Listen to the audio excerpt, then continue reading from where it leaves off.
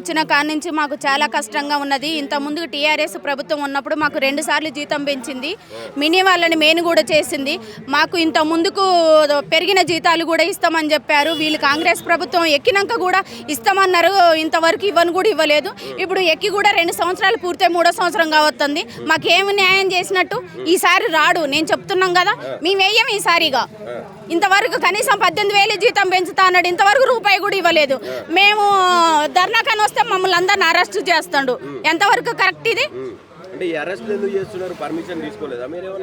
తీసుకున్నాం, పర్మిషన్ తీసుకుంటే ఇవ్వమన్నారు. పర్మిషన్ తీసుకుంటే ఎందుకంటే 18,000 చేస్తామని ఒప్పుకున్నారు కదా. ఇప్పుడు 18,000 చేస్తాం మేనిఫెస్టోలో పెట్టిండ్రు.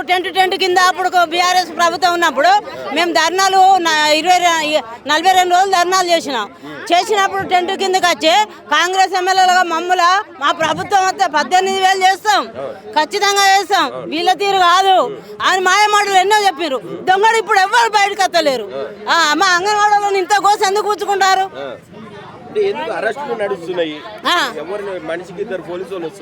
పట్టుకపోని ఎన్ని రోజులు పట్టుకపోతారు?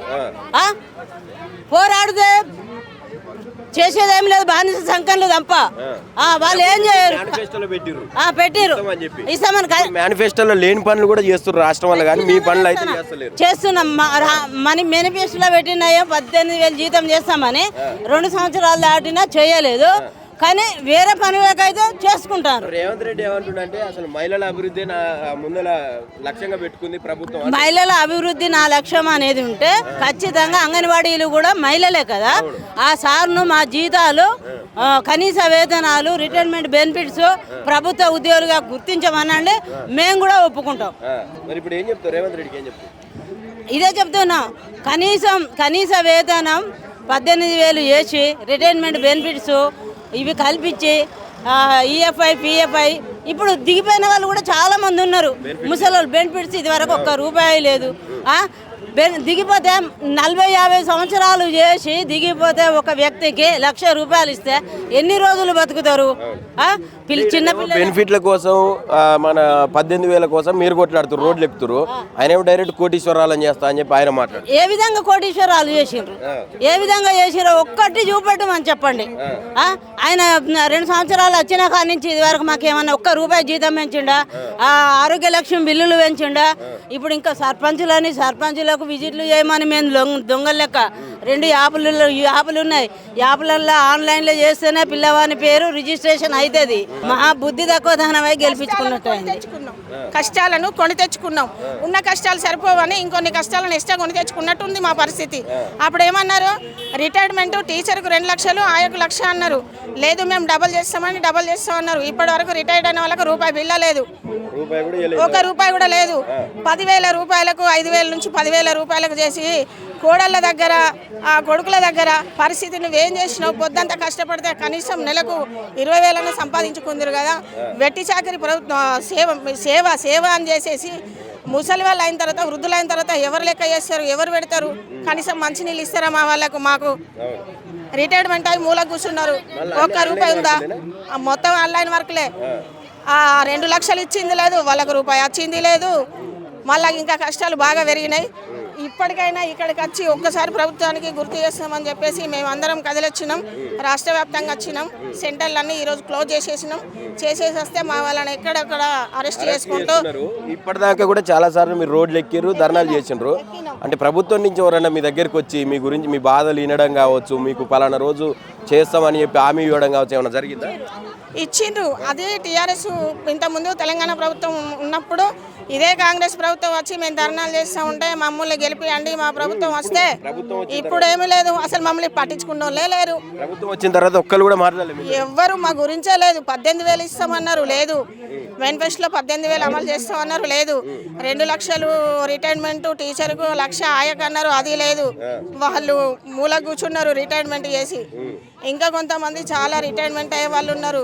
వాళ్ళని రిటైర్మెంట్ కల్పించి వాళ్ళకు సరైన మనీ ఇచ్చి కనీసం ఉన్న వాళ్ళకన్నా ఎంతో కొంత ఒక కుటుంబం జరగాలంటే ఎన్ని డబ్బులు కావాలి? 13,000కి ఏం జరుగుతాం తెలియదా? ఎన్ని సమస్యలు ఉంటాయి. ప్రజాపాలన అంటుండు, ఇందిరమ్మ రాజ్యం తెచ్చిన కంచెలు బద్దలు కొట్టినా అన్నాడు. ఈడ చూస్తే మీకు ధర్నా చేసే స్వేచ్ఛ కూడా లేకుండా అరెస్ట్ చేస్తూ ఉన్నారు. ఎట్లా చూడొచ్చు? అరెస్ట్ చేస్తారు. ఎట్లా చూడొచ్చు అంటే బుద్ధి తెచ్చిర్రు, మాకు బుద్ధి వచ్చింది. ఇక ఖచ్చితంగా మాకు ఈ ప్రభుత్వం బుద్ధి తెచ్చింది. మళ్ళీ సపోర్ట్ చేసే అవకాశం ఉందా? ఎందుకు ఉంటుంది సార్? ఇంకా సపోర్ట్ చేసే అవకాశం అంటే ఇప్పుడు కనీసం ఇప్పుడు పర్మిషన్ ఇచ్చి సరే మీ బాధలేందో చెప్పుకోండి అంటే మేము ఆలోచించే వాళ్ళం.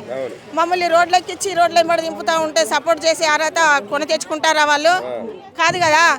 మరి ఇప్పటికైనా ఇప్పుడు మీ మీడియా ముందు మాట్లాడుతున్నాం కదా, ఇప్పటికైనా వాళ్ళకి తెలిసొచ్చి ఒక్కసారి పర్మిషన్ ఇస్తే మా బాధలేందో మేము చెప్పుకుంటాం కదా. రేవంత్ రెడ్డికి సూటిగా ఏం చెప్పాలనుకుంటున్నారు? మీరు పడుతున్న బాధలు కావచ్చు, ఆయన చెప్పినటువంటి మాటలు. మా బాధలేందో మీరు కొంచెం పట్టించుకోండి. ఇప్పటికైనా మీరు మా మహిళలను పెద్ద కోటీశ్వర్లను చేస్తామన్నారు కదా, ఇప్పటికైనా కనీస వేతనం, ఈఎఫ్ఐ, పింఛన్ సౌకర్యం లేదు, ఏది లేదు. రిటైర్మెంట్ అయిన ముసలోళ్ళు చచ్చిపోతారు. వాళ్ళు మీ కన్న తల్లిదండ్రులు అటువంటి వాళ్ళు. మీరు కనీసానికి గుర్తించే రిటైర్మెంట్ బెనిఫిట్స్ కూడా ఇప్పటి వరకు కూడా ఇవ్వలేదంటే అసలు కాంగ్రెస్ ప్రభుత్వానికి ఇంతకు సోయున్నదా? మమ్మల్ని ఎందుకు అరెస్ట్ చేస్తారు? మా హక్కుల కోసం మేము చేసే పనికి తగ్గ వేతనం ఇవ్వమని కొట్లాడతానమే తప్ప లేకపోతే ఉట్టిగా ఇవ్వమని చెప్తలేం కదా. ఎందుకు ఇంత మమ్మల్ని గోసముచ్చుకుంటాడు? కాంగ్రెస్ ప్రభుత్వం వస్తే మాకెంతో ఏమో చేస్తుంది. అంగన్వాడీ వాళ్ళు అంటే సీతక్క మహిళా శిశు సంక్షేమ శాఖగా ఉంది. మా బాధలు అర్థం కావా సీతక్కకు?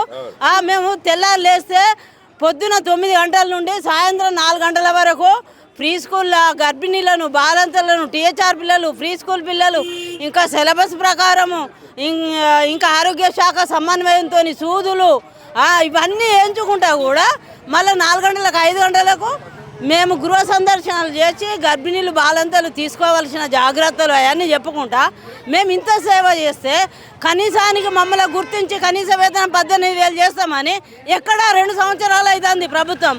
ఏమన్నా అంటే మేము పోరాడుతాం, మేము ధర్నాలు చేస్తామంటే వచ్చినట్టు పోలీసు వాళ్ళను పెట్టి ఎత్తుకపోయి అక్కడ వేస్తారా? అంటే వాళ్ళు ఆ డబ్బులు ఏదో మాకు పెడితే కాదా? మేము పేదవాళ్ళం,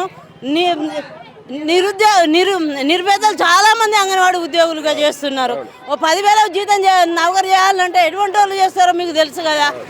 ఏమి లేని నిరుపేదలను పట్టుకొని ఇట్లా జీతాలు పెంచకుండా మమ్మల్ని ఇంత గోస పెడుతుంది సీతక్క.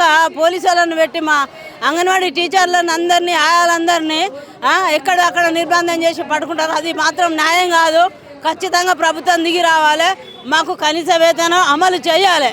చేసేంత వరకు ఇప్పుడు ఇది ఆపింది కావచ్చు కానీ ప్రతి ఒక్క సెంటర్లో, ప్రతి ఒక్క ప్రాజెక్టులో ఆయా టీచర్ అందరూ కలిసి వచ్చి అసెంబ్లీలోకి వచ్చుకొని పోతాం.